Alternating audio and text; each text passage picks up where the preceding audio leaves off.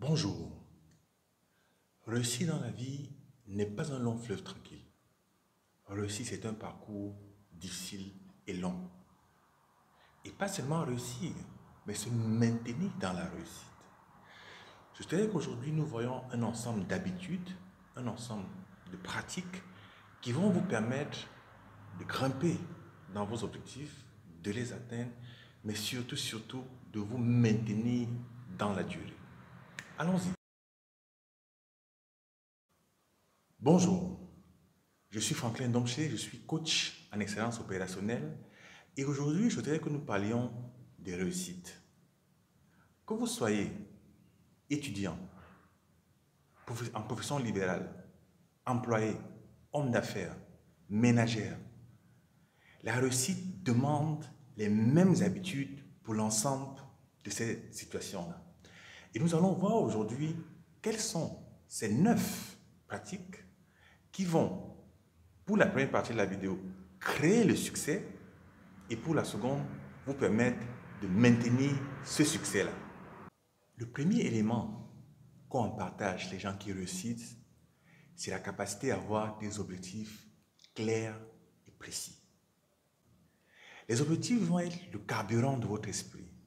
C'est ces objectifs qui vont chaque matin vous bousculer dans votre lit et vous dire « Hé mon ami, va de l'avant, fonce ».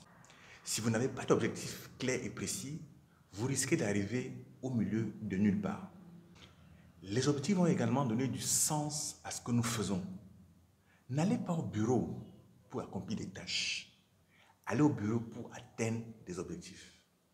Ne vous déployez pas juste pour vous déployer, mais chaque chose que vous faites, posez-vous la question, quel est l'objectif que je vise dans ce que je suis en train de faire? Et ensuite, est-ce que je l'ai atteint ou pas? Ce n'est que dans ce sens-là que vous allez créer de l'efficacité dans ce que vous faites au quotidien. En d'autres termes, pour chaque année, pour chaque mois, pour chaque semaine, pour chaque journée, ayez des objectifs clairs et précis. Ceux qui réussissent planifient. La planification est la capacité que vous avez d'organiser la mise en œuvre de votre déploiement sur une année, sur un mois, sur une journée. La planification va vous permettre d'avoir une vue globale sur comment vous allez utiliser vos ressources, quels sont les objectifs que vous voulez atteindre et comment vous voulez les atteindre. La planification va également vous aider à anticiper sur d'éventuelles difficultés que vous pourrez avoir. Donc, planifiez en avance. Avant d'aller vous coucher, planifiez la journée de demain, systématiquement. Avant de quitter le bureau le vendredi, assurez-vous d'avoir planifié la semaine suivante. Entre le 25 et le 30 du mois qui s'achève, assurez-vous de planifier le mois prochain.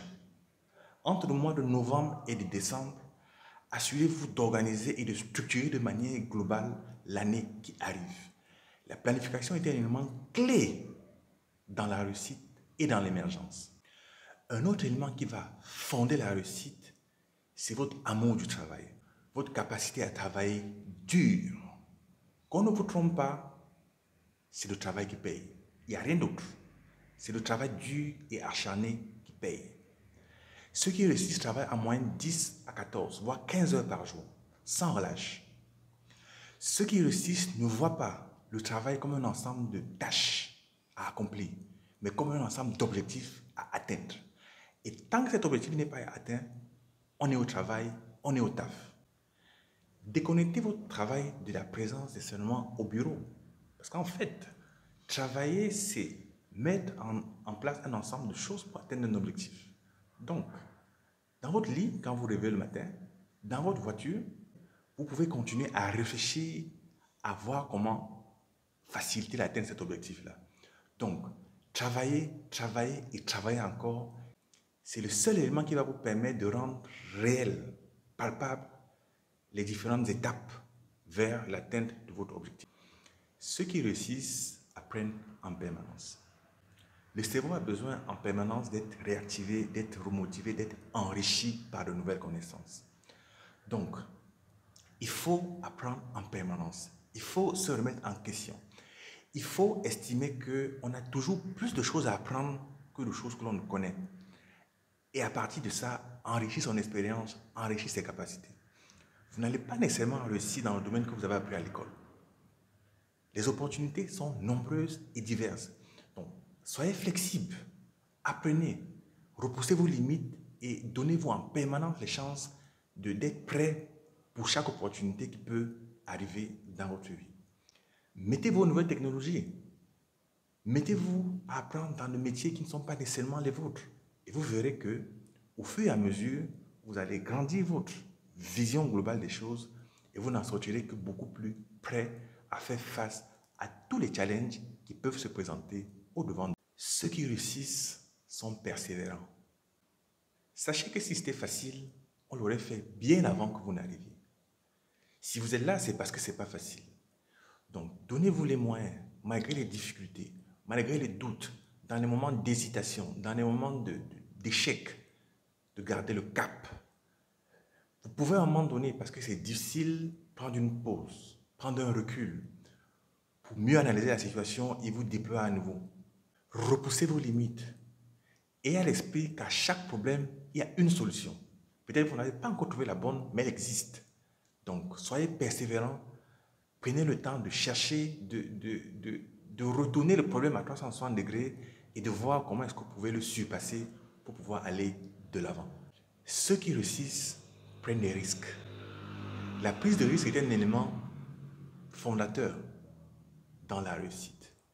Si vous attendez que tous les feux soient ouverts, que tout le monde soit d'accord avec vous, avant d'aller de l'avant, vous risquez de ne jamais démarrer.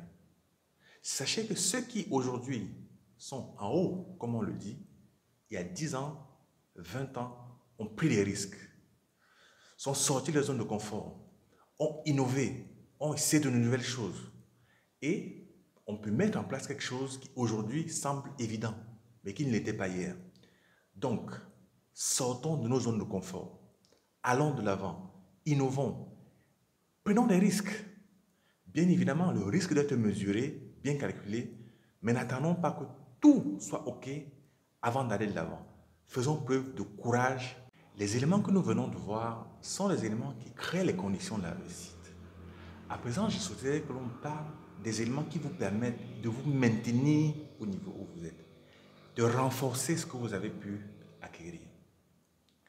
Le premier de ces éléments-là, c'est la discipline.